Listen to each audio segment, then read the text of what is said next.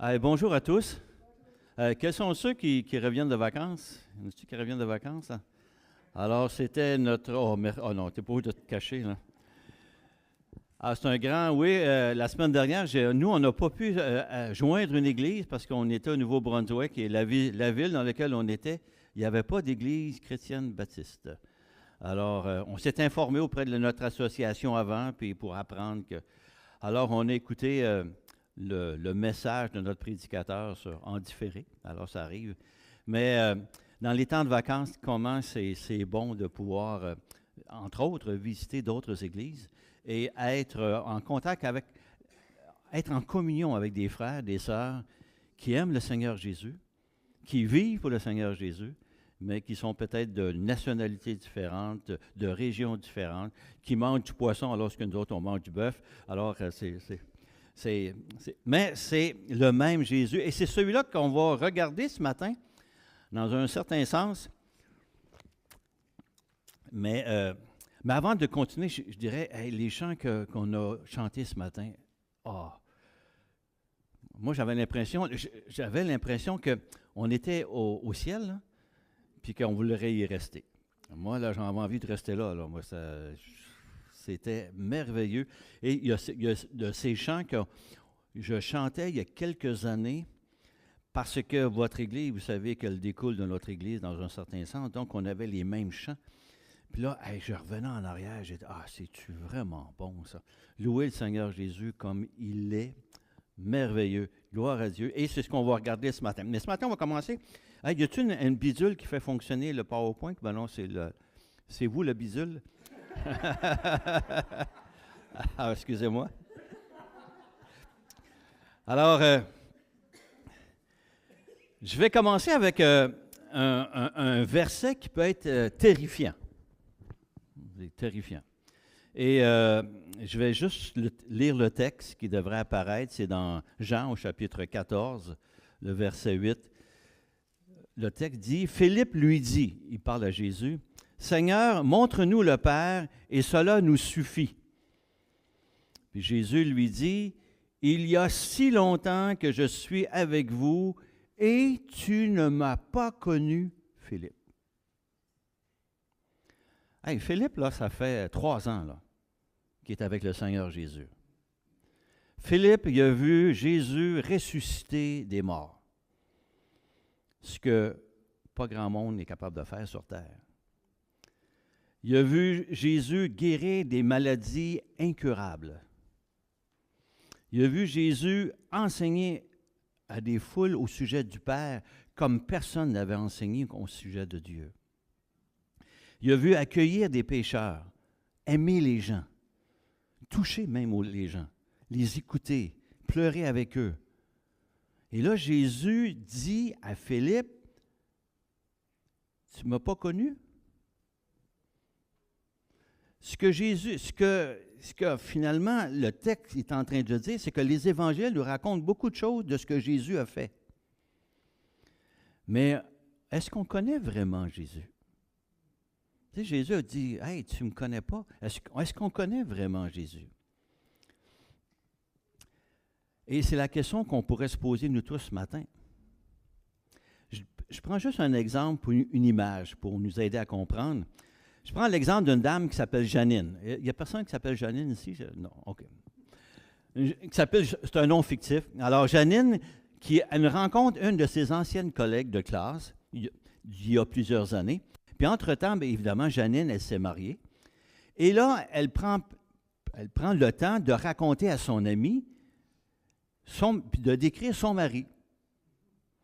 Et là, bien, Janine, elle va dire, au sujet de son mari, elle va parler au niveau de sa taille, sa grandeur, la couleur de ses cheveux, sa profession, ses talents comme bricoleur. C'est quelqu'un qui est bricoleur. Quels sont ses meilleurs amis, les études qu'il a fait, son équipe de sport favorite. On espère que c'est le Canadien, là. Mais sa personnalité, son passe-temps. Mais son ancien ami, son ancienne collègue, est-ce qu'elle connaît vraiment le mari de Janine? Est-ce qu'elle connaît? Elle connaît beaucoup de faits sur Janine. sur le mari de Janine, mais pas nécessairement au sujet de cet homme. Est-ce que Janine est capable de décrire le regard amoureux de son mari lorsqu'ils sont ensemble dans un repas au resto intime? Un regard amoureux qui est le résultat de milliers d'heures de conversations qu'ils ont eues entre eux, puis peut-être même aussi de chicanes. Est-ce qu'elle est capable de décrire ces choses-là? Est-ce qu'elle est capable de décrire toute l'assurance tranquille qu'elle a d'être aimée par cet homme, d'un amour inconditionnel, malgré toutes les difficultés qu'ils ont eues dans leur vie? Est-ce qu'elle est capable de décrire ça? Est-ce qu'elle est capable de raconter toute la protection qu'elle peut sentir lorsqu'elle est auprès de cet homme et qu'il faudrait à peu près 1000 mots pour essayer de décrire le cœur de cet homme? Janine sait bien qu'elle a décrit des faits concernant son mari, mais elle n'est pas en mesure de décrire le cœur de cet homme, dans un certain sens. Parce que décrire le cœur de quelqu'un, c'est quelque chose qui est du niveau du profond, du niveau de l'intime, du niveau de la communion, je pourrais dire. Et ce matin, c'est ce qu'on va regarder ensemble. Le cœur de Jésus, c'est le titre du message, le cœur de Jésus. Et on peut dire qu'on connaît Jésus aussi grand, au même niveau que si on connaît son cœur. Quel est le cœur de Jésus?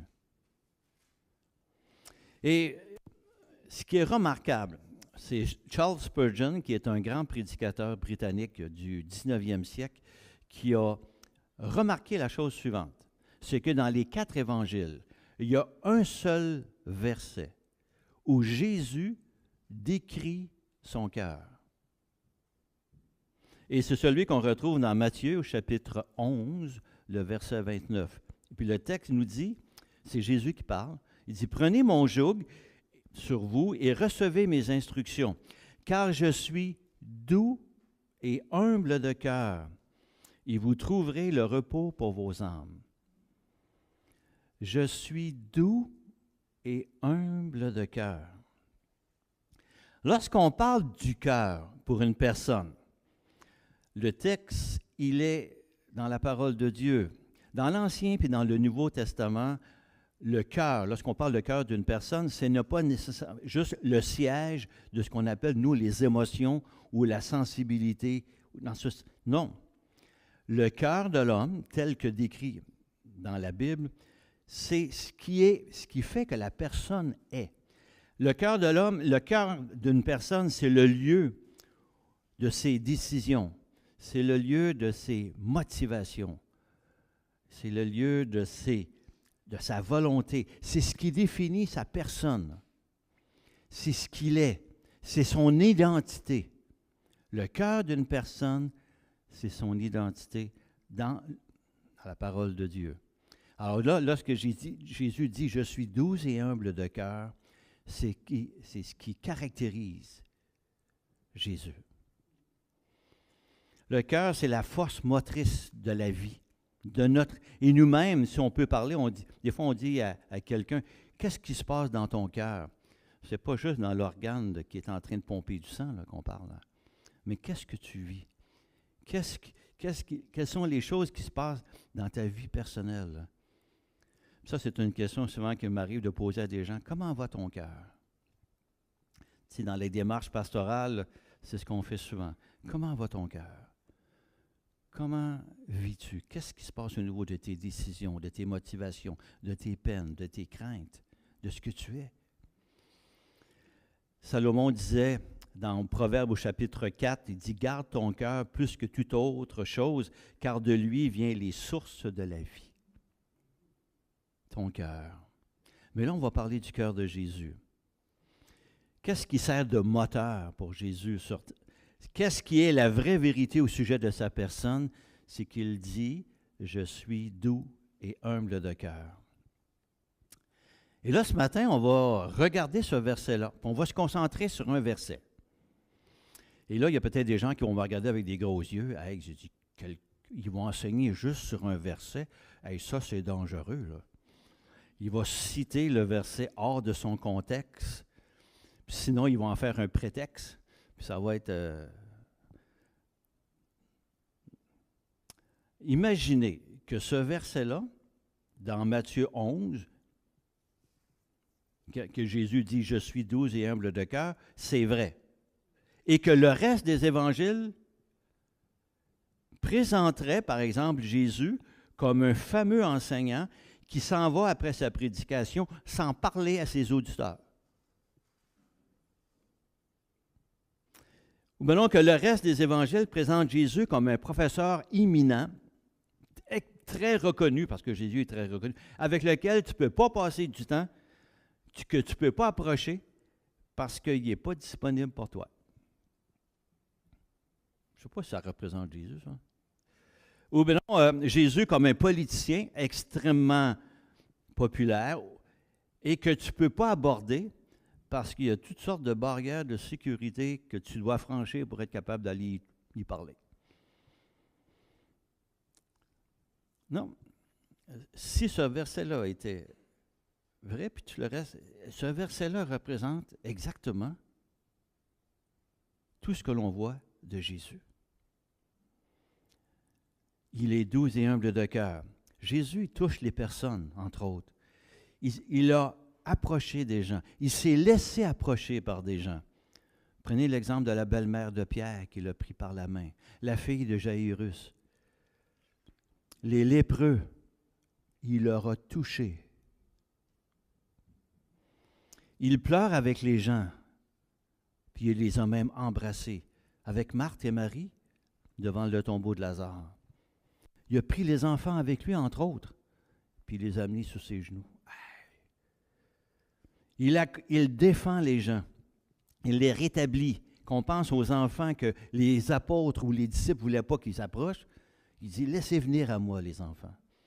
La femme qui avait une perte de sang, elle qui était ostracisée, qui ne pouvait pas aller au temple, cette femme-là, il la rétablit au travers d'une guérison.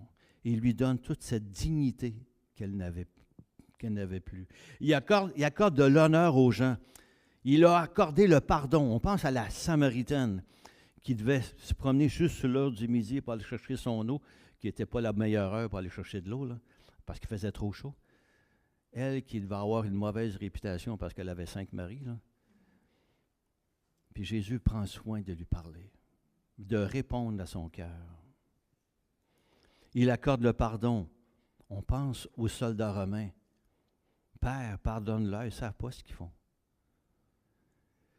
Il prend des gens brisés pour les restaurer. On prend la veuve, la veuve Anaïn qui vient de perdre son fils.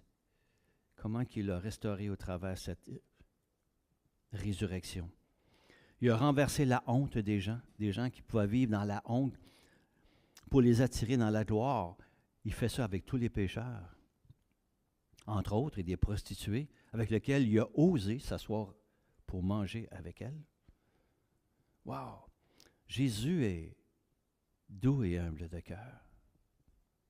Mais on va rester dans les bonnes grâces de la parole de Dieu. On va lire quand même le contexte dans lequel ce texte se retrouve.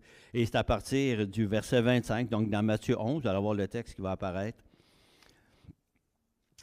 Le texte nous dit, en ce temps-là, Jésus prit la parole, il dit, « Je te loue, Père, Seigneur du ciel et de la terre, de ce que tu as caché ces choses aux sages et aux intelligents. » Donc, tout ce que Jésus est en train de faire. « Et de ce que tu les as révélés aux enfants, aux tout petits.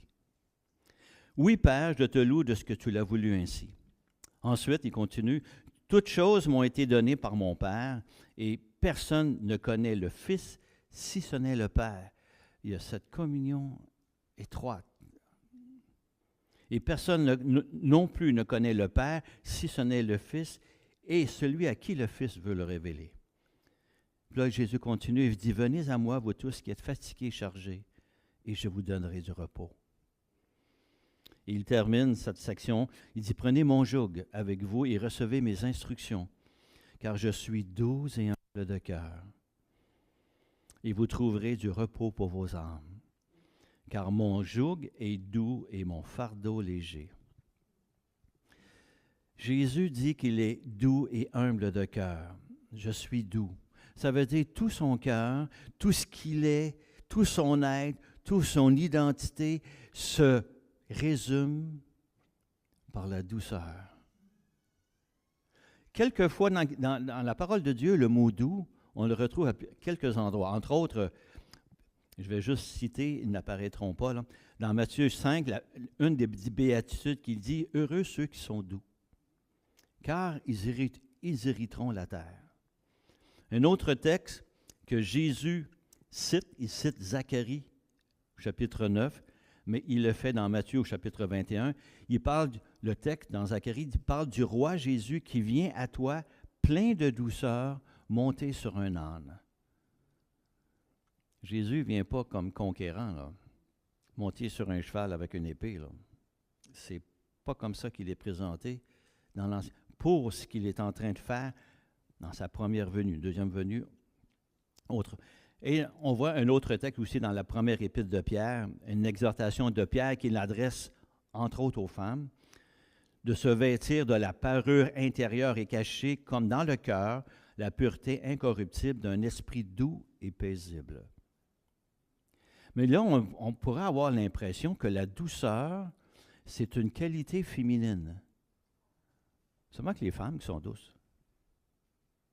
Jésus dit, « Je suis doux et humble de cœur. » Vous savez, la douceur, souvent, c'est représenté sous la forme de la force contrôlée. Tu sais, vous prenez un cheval, là. Un cheval, c'est un animal, là, c'est fort, ça. Mais un animal est capable de faire des gestes parce qu'il contrôle la force. Mais quand il veut galoper, il part. Mais il est capable de contrôler ça. Des fois, on voit la même expression pour un ours. Un ours, c'est gros, là. Mais la maman ours, elle est capable de contrôler sa force pour prendre son petit ourson puis prendre soin de lui. La douceur, c'est de la force, parce que Jésus est fort, mais contrôlé. Et c'est de cette faire. Alors, qu'est-ce que ça peut vouloir dire au point de vue pratique que Jésus est doux et humble de cœur? C'est que Jésus n'a pas la gâchette facile. Avez-vous remarqué? Il n'est ni dur, il n'est pas réactionnaire, il n'est pas colérique, malgré qu'on va en regarder un petit point tantôt. Il est la personne dans tout l'univers la plus compréhensive. Dans sa nature profonde, il n'est pas là pour accuser les gens, mais pour leur ouvrir les bras. Avez-vous remarqué que Jésus, c'est ce qu'il fait? Il accueille les personnes.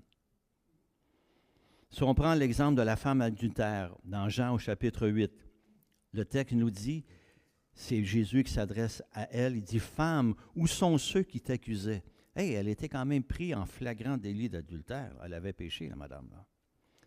Il dit, « Personne ne t'a-t-il condamné? » Il répondit, « Non, Seigneur. » Et Jésus lui dit, « Je ne te condamne pas non plus, mais va et ne pêche plus. » Il ne l'a pas condamné, mais il a quand même souligné, en toute douceur,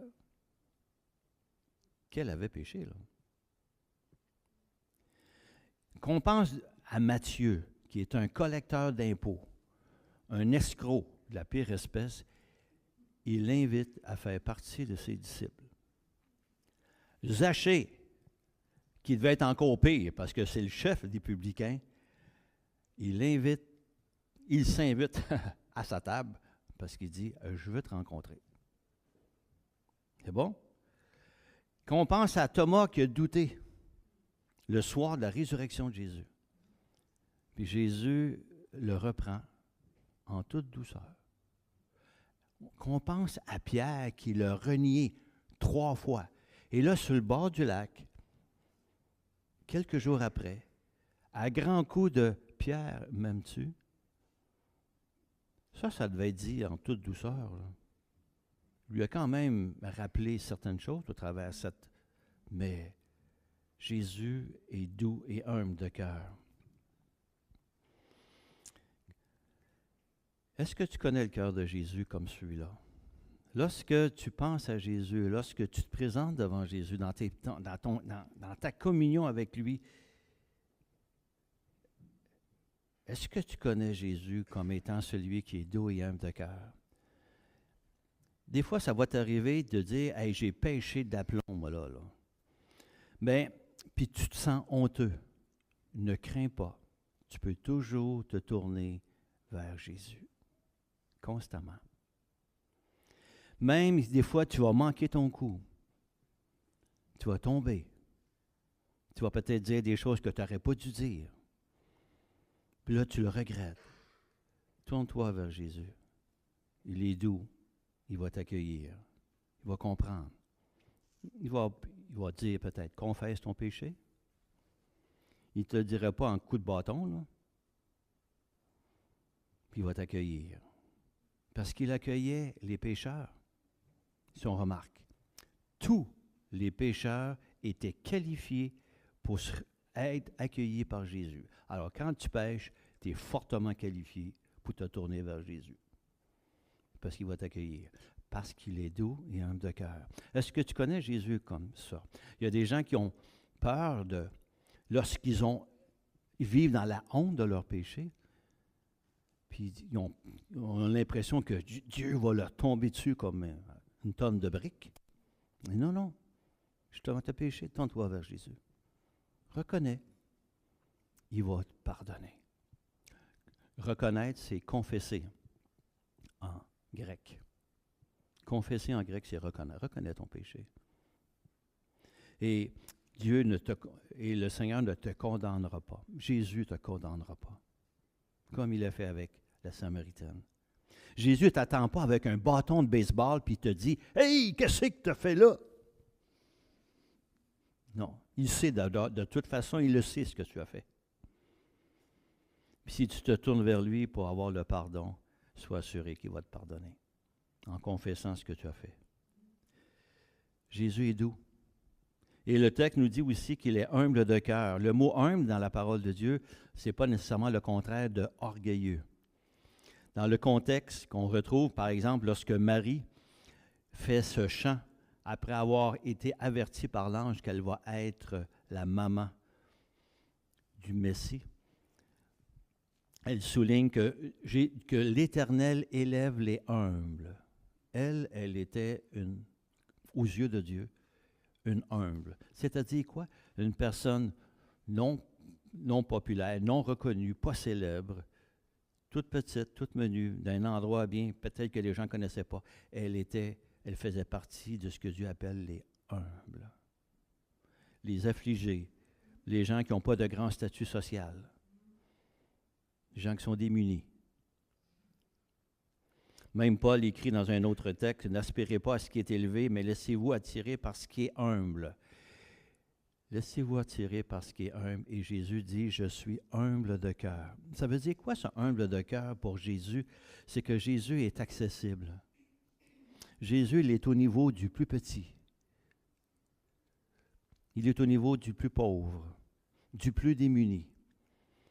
Jésus est abordable. Bien que Jésus soit la personne dans tout l'univers qui a la plus grande gloire, Jésus qui est l'être le plus saint, le plus majestueux,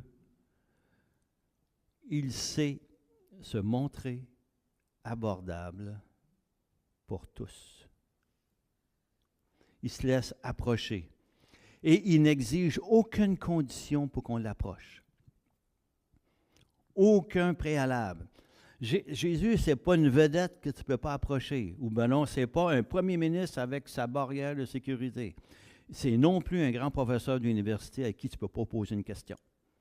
Jésus, c'est tout à fait le contraire. C'est ce que Jésus est.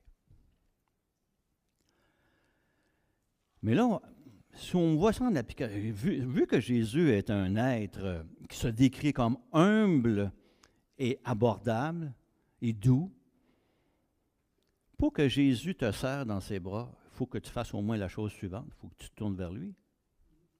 Hein? Trop souvent, il y a des gens qui ont peur d'aller à Jésus à cause de leur péché, de leur nature, et ainsi de suite. Non. Ton fardeau, le fait que tu es complètement inadéquat, te qualifie fortement à aller à Jésus, parce qu'il va t'accueillir tel que tu es. C'est ce qu'il veut. Et si Jésus nous a accueillis comme pécheurs, le jour qu'on a reconnu qu'on était pécheurs, qu'il a donné sa vie puis qu'il est mort pour nous, est-ce qu'il va continuer de nous accueillir dans notre marche chrétienne de tous les jours? Oui, avec tout ce que nous sommes.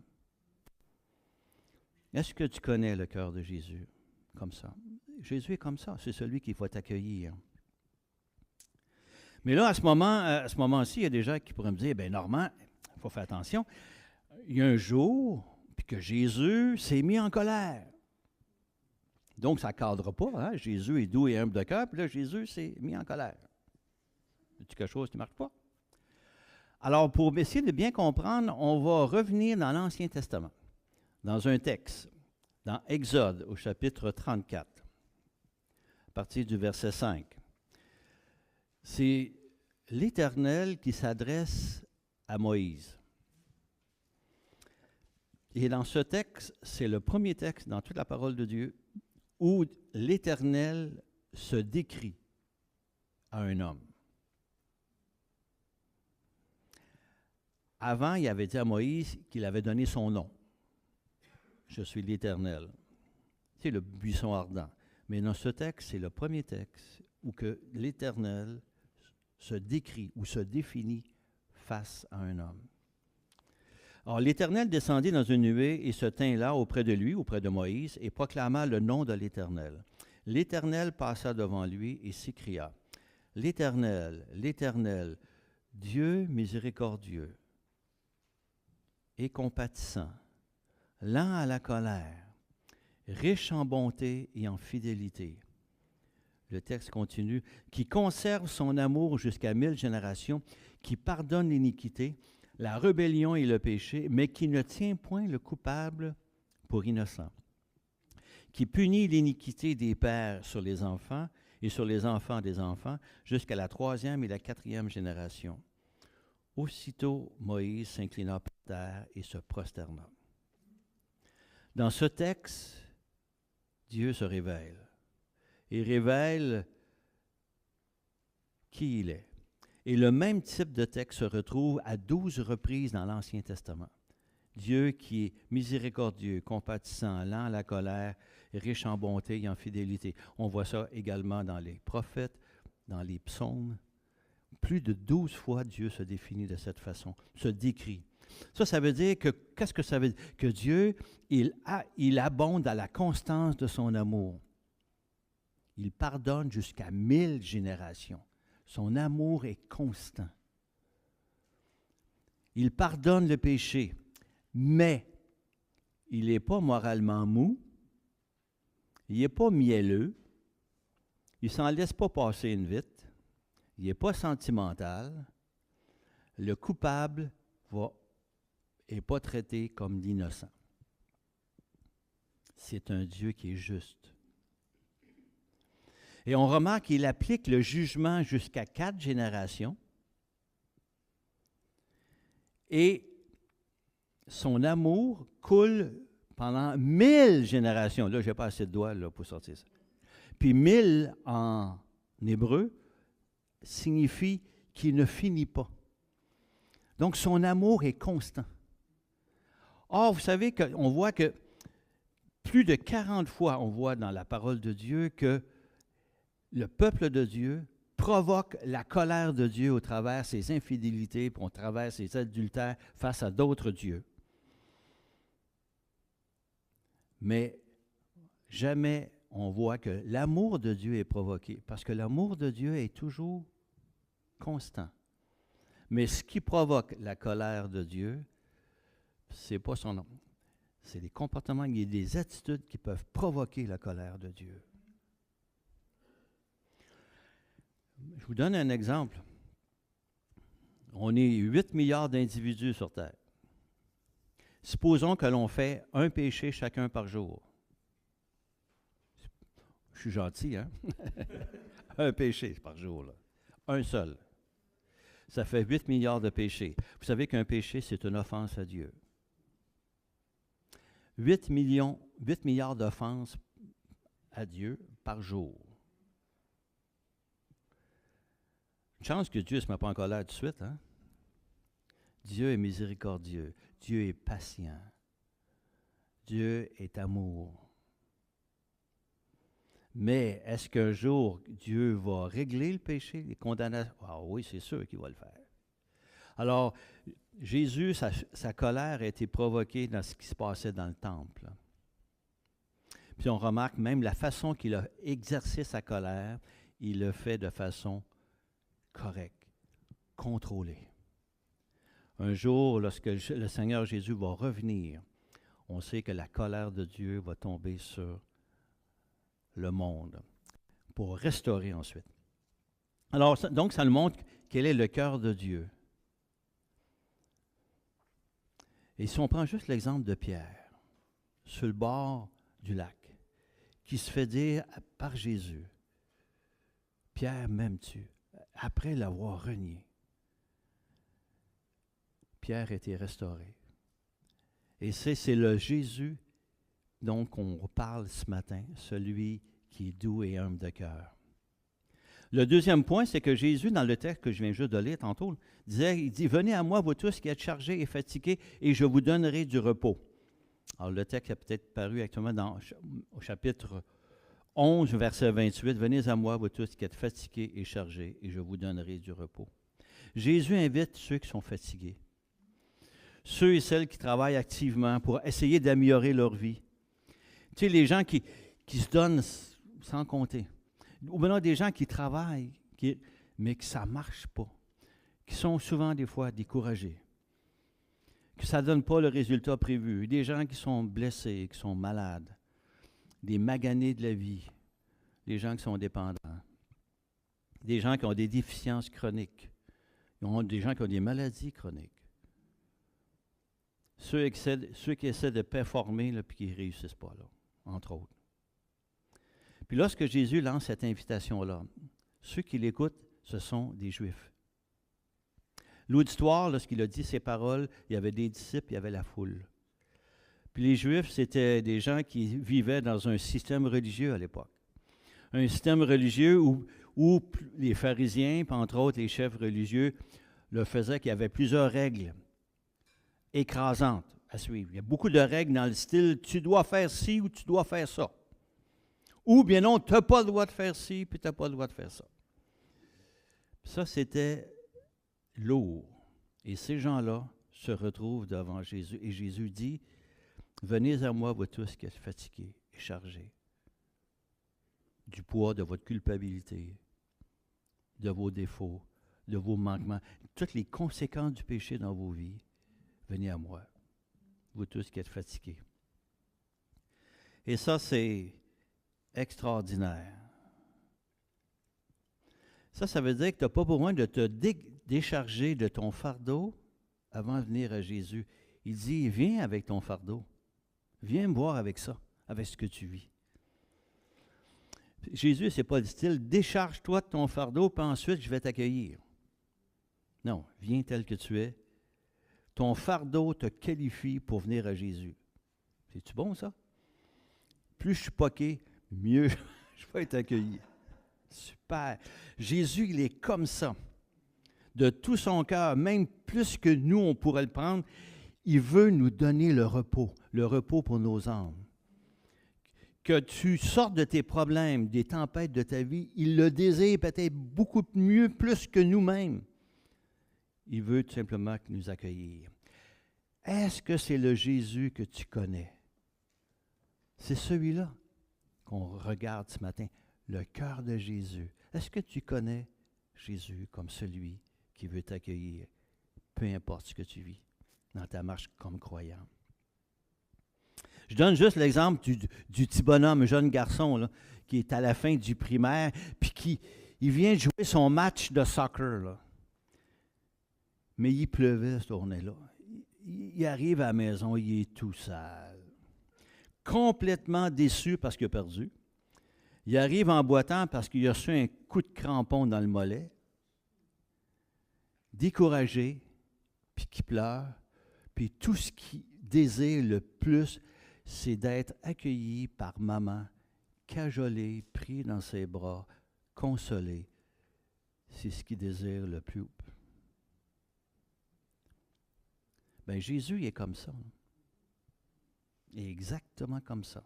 L'image de cette maman qui veut t'accueillir alors que tu es complètement magané, puis tu es poqué.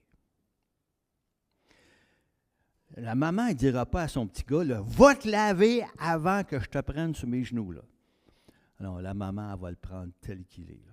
Sa robe, peut-être, elle va être sale, puis c'est pas grave, elle va sortir peut-être une partie de sa robe pour le moucher, c'est pas grave. Elle aime son petit bonhomme. Il a besoin. Il est découragé. Il est fatigué.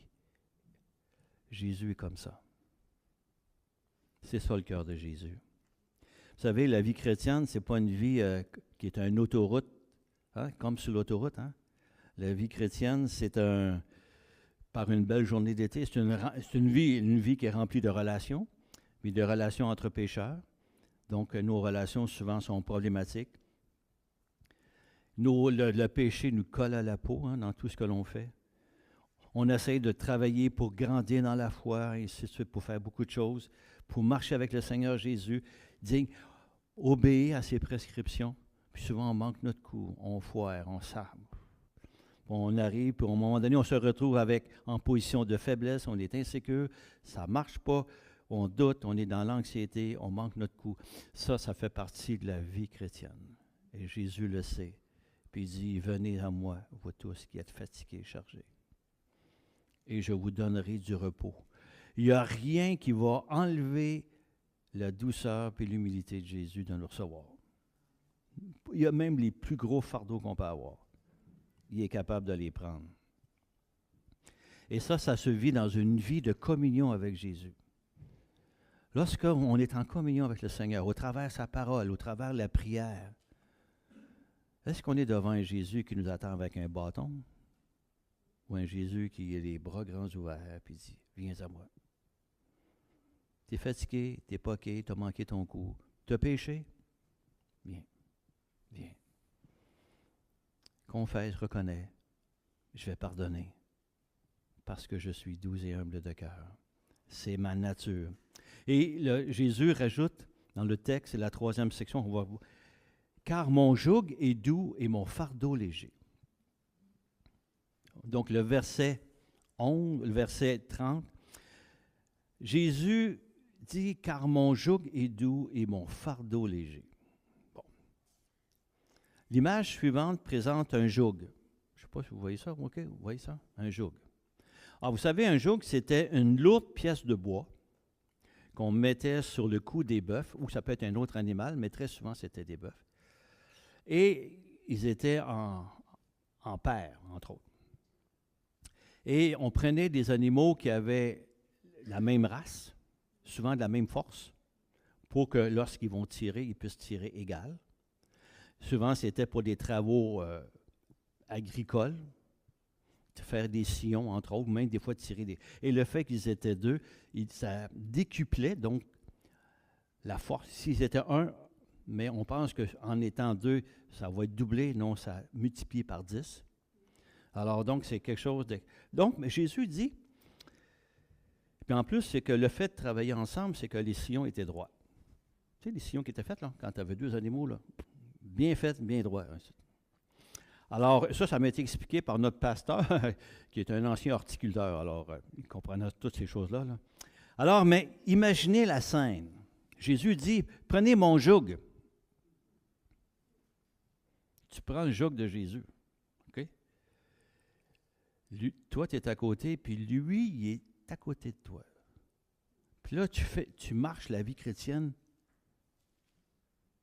sous le joug de Jésus. Oh, pourquoi que le joug est léger? Parce que c'est lui qui le porte. Bien plus fort que toi. Il me semble que c'est pas trop lourd. Mais oui, parce que Jésus, c'est lui qui porte le fardeau. Fais-lui confiance. Marche avec lui. Tu dis, hey, on est capable de tirer. Oui, mais c'est lui qui tire. Les sillons sont droits? Ben oui, parce que lui, il est de la vérité, puis il marche dans la droiture. Fait que tu as juste à marcher avec lui. Laisse-toi aller. Fais-lui confiance.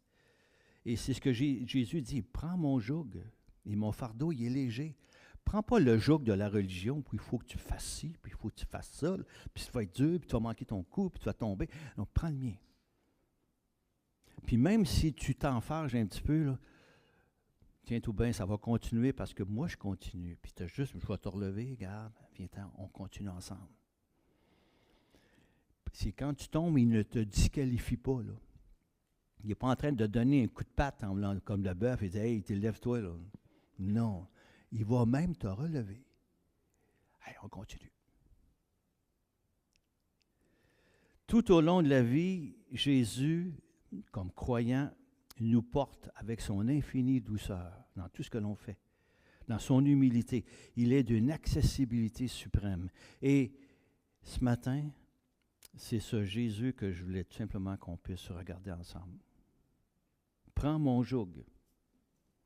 Il te dirige toujours dans la bonne direction. Vous savez, moi, dans ma marche comme croyant, dès les premiers instants de ma formation comme pasteur, peut-être au début des années 2000, ça fait bientôt presque 25 ans, là, on m'encourageait, tu sais, les coachs, puis tout ça, avec même mon coach, il nous encourageait à me tourner vers Jésus dans ce que je vivais. De parler à Jésus, de consulter Jésus, puis on le voit au travers de sa parole, hein, dans le temps de prière, de me laisser guider par lui, de lui apporter tous mes problèmes, de crier à Jésus quand ça allait mal, de lui demander de sonder mon cœur, de me tourner toujours vers lui, de lui faire confiance en toutes choses. Si je cherchais la vérité, d'aller de son côté à lui. Mais je dois avouer qu'aujourd'hui, après 25 ans, je manque encore des bouts. Des fois, ça m'arrive d'essayer de faire des choses par moi-même, de ne pas écouter, de penser que je vais avoir raison, de me faire des scénarios. Excusez-moi, j'ai demandé de l'eau, mais je n'ai pas encore bu, fait que c'est pas mieux.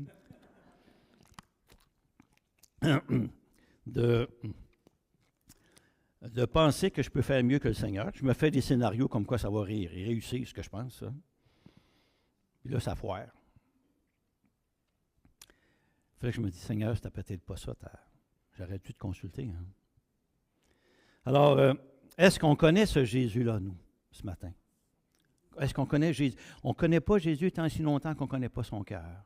Et son cœur, c'est que je suis doux et humble de cœur. Puis il y a peut-être des personnes ce matin qui doivent se dire, c'est la première fois que j'entends parler de Jésus comme ça. Là. Moi, je pensais que Jésus aussi, c'est un enseignant, puis bon, puis quand tu tombes, ben, il ne devait être pas content. Puis vous avez peut-être déjà entendu ça des fois dans votre passé. Hey, tu fais pleurer le petit Jésus, là. Hey, attends une minute, là.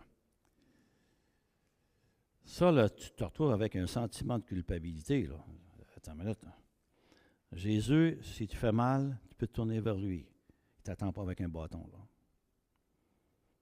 Reconnais. Il t'aime. Puis en tombant, tu te qualifies pour te tourner vers lui.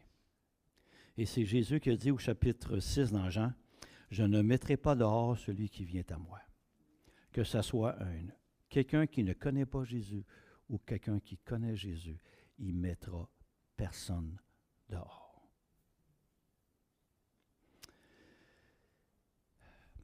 Je vais juste terminer ce matin avec un chant qu'on chante à notre église. Je ne sais pas si vous allez voir les paroles qui sont là. Je vais juste les lire. Okay? Et c'est un chant qui a été composé par un monsieur qui s'appelle Chris Rice, dont en anglais c'est « Come to Jesus », et qui a été traduit. Alors, je vais lire ça strophe par strophe. Imaginez que c'est un chant, donc il y a des rimes. Il dit « Blessé, brisé, pécheur, tu es perdu, tu meurs. Ô l'amour vient frapper à ta demeure, viens à Jésus. Viens à Jésus et vis. Dis ton fardeau maintenant ôté, au loin est balayé, le sang précieux a lavé ton péché. Chante à Jésus et vis. Quand tu apprends à marcher, ne sois pas effrayé. Souviens-toi, marcher, c'est aussi tomber. Retombe sur Jésus. Retombe sur Jésus et vis. Parfois, ton âme est meurtrie, tu te sens envahi, et quand cesse de tomber la pluie, crie à Jésus. Crie à Jésus et vis. Lorsque la joie abonde, quand la musique inonde, l'amour si grand peut changer le monde. Danse pour Jésus et vis. On en a parlé ce matin, danser pour Dieu. Lors de ton dernier soupir, le monde, tu sauras fuir. En paix et dans la gloire, tu peux sourire. Et va à Jésus et vis. Jésus a dit, je suis doux et humble de cœur. Est-ce que c'est le Jésus que l'on connaît ce matin? Alors prions. Merci Seigneur qu'au travers de ta parole, tu te présentes, tu te définis, tu te décris comme étant doux et humble de cœur. Alors Seigneur Jésus, on te rend grâce, on te remercie pour cette parole que tu nous laisses, Seigneur. Pour cette image réelle de ce que tu es, de ce que tu as été, de ce que tu es et de ce que tu seras. Seigneur, tu n'as pas changé et tu es celui au pied duquel puis vers lequel on peut se tourner constamment. Merci qu'au travers de ta parole, tu nous le montres ce matin. Seigneur, notre désir, c'est que l'on ait ce réflexe dans nos vies de se tourner vers toi dans toutes les circonstances de nos vies pour aller à toi et aller puiser à ton amour, puiser à ton réconfort, puiser à ta force lorsque nous sommes dans la faiblesse. Alors Seigneur Jésus, sois béni et sois honoré de ce que tu nous révèles, que tu es doux et humble de cœur. Que ton nom soit élevé, grand Dieu. Amen.